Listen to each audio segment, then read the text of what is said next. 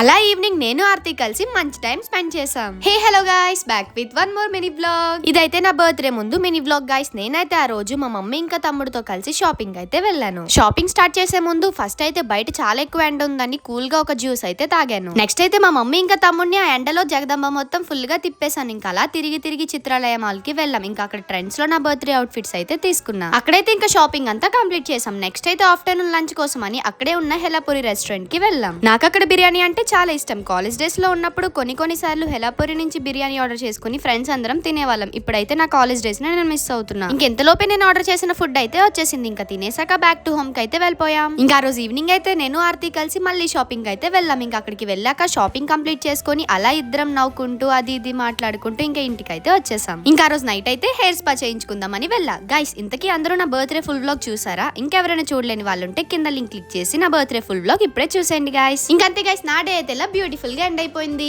Okay guys, next వీడియోతో కలుసుకుందాం. By by. Subscribe to wow Pavani vlogs.